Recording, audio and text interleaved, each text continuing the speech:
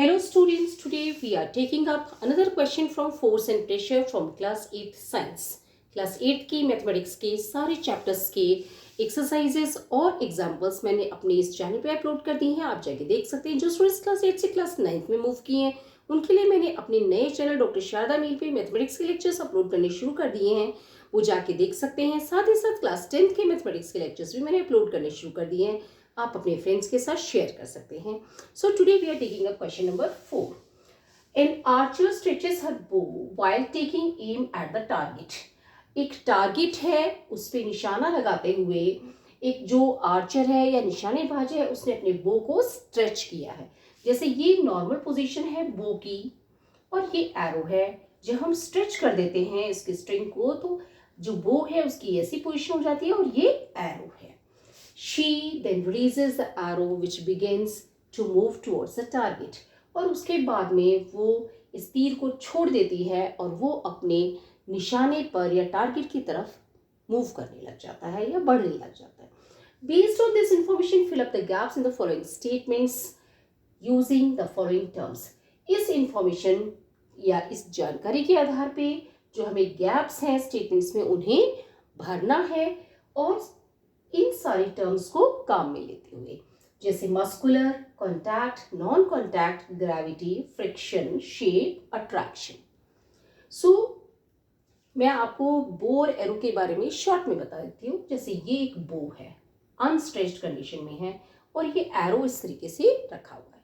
अब हम क्या करते हैं, जब हमें एरो को हम लेकर के इसको स्ट्रेच करते हैं बो को, ओके, तो बो की जो स्ट्रिंग है वो स्ट्रेच होती है और वो एरो को रिलीज कर देती है और एरो है वो धीरे धीरे अपने टारगेट की तरफ बढ़ने लग जाता है. So let's start with it. A क्या है हमारे पास? To stretch the bow the archer applies a force that causes a change in its dash. हमें बो को या तीर को कमान को स्ट्रेच करते हैं तो आर्चर जो है वो एक फोर्स अप्लाई करता है जो कि परिवर्तन लाता है. किसमें परिवर्तन लाता है? उसकी शेप में. वो इस शेप से इस शेप में आ जाता है. So to stretch the bow the archer applies a force that causes a change in its shape. Okay, so हम यहाँ पे क्या करेंगे, लिख देंगे शेप. ओके, नाउ बी है हमारे पास. The force applied by the archer to stretch the bow is an example of dash force.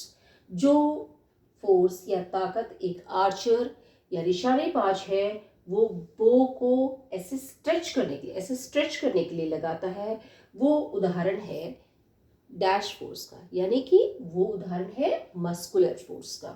तो हम कैसे कंप्लीट करेंगे? The force applied by the archer to stretch the bow is an example of muscular force. Okay,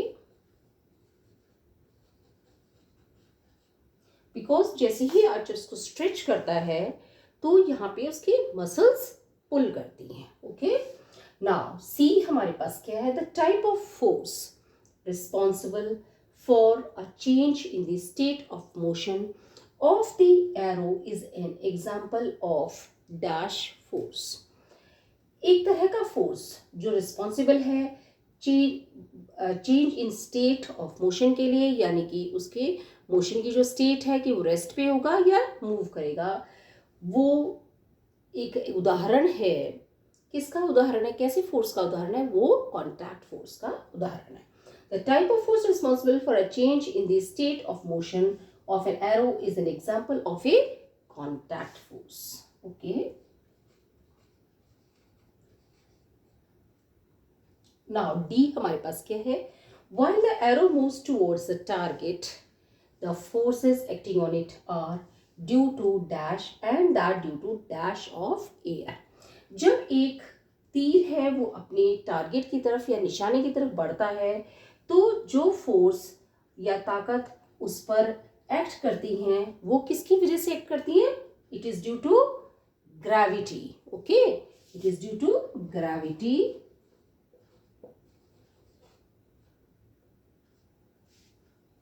and that due to dash of air, that means friction of air. यानी कि जब भी हम एक एरो को छोड़ते हैं तो उसके ऊपर दो तरह के फोर्स एक्ट करते हैं। एक फोर्स तो वो है ग्रेविटी का जो उसे नीचे की तरफ खींचता है, दूसरा है फ्रिक्शन ऑफ एयर जो इस एरो के अगेंस्ट में एक्ट करता है। सो आई होप कि मैंने डायग्रामेटिकली आपको एक चीज़ क्लियर कर दी है कि इस पे कौन से दो फोर्स एक्ट करते हैं। एक तो ग्रेविटी है जो डाउनवर्ड डायरेक्शन में एक्ट करता है, एक इसमें फ्रिक्शन ऑफ एयर है जो इस एरो के अगेंस्ट में एक्ट करता है। I hope I have made the things clear to you. अगर फिर भी आपको कोई चीज़ नहीं समझ है तो कमेंट बॉक्स लेके पूछ सकते हैं। वीडियो पसंद तो लाइक करें, चैनल को सब्सक्राइब करें, अपने फ्रेंड्स के साथ शेयर करें। Thank you.